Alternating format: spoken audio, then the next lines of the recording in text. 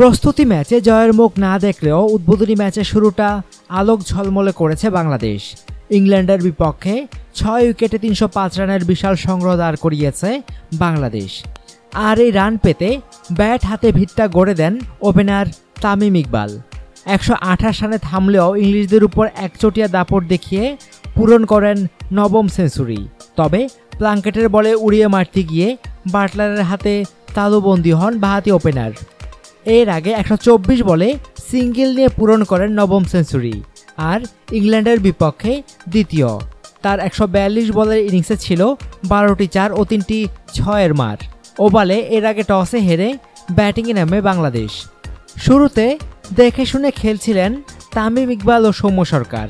প্রথম 7 ওভারে 20 রান তোলার পর খানিকটা মেরে খেলেন দুজন।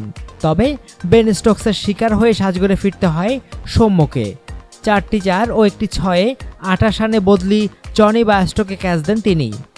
11 রানে মঈন আলীর হাতে জীবন পেয়েছিলেন এই ওপেনার। 3 নম্বরে ব্যাট করতে নেমে ইনিংস বেশি লম্বা করতে পারেননি ইমরুল কায়েস। 39 রানের জুটি গড়ে তিনি লিয়াম প্লাঙ্কেটের বলে সাজঘরে ফেরেন।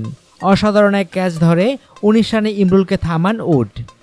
ইমরুল কায়েস আউট হলেও তামিম ইকবাল 71 বলে 37তম হাফ সেঞ্চুরি পূরণ করেন।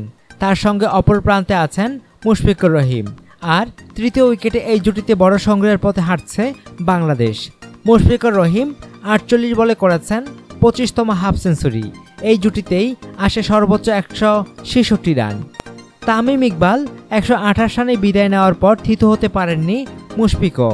পরের বলেই প্লাঙ্কেটের বলে লং অফে ক্যাচ দিয়ে বিদায় নেন 79 রানে ব্যাট করতে থাকা মুশফিকের 72 বলের ইনিংসে ছিল 8টি 4-এর মার। এরপরে শেষ দিকে আর সেভাবে আলো ছড়াতে পারেনি ব্যাটসম্যানরা। পরের ওভারে সাকিব ব্যক্তিগত 10 রানে জ্যাক বলের ডেলিভারিতে ও সাব্বির রহমান 24 রানে প্লাঙ্কেটের বলে বিদায় নেন। এদের পর শেষ দিকে মাহমুদুল্লাহ 6 ও মোসাদ্দেকের 2 রানে 305 রানে থামে বাংলাদেশের ইনিংস।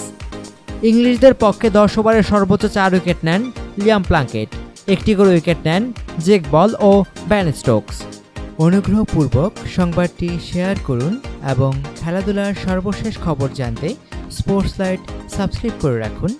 ধন্যবাদ।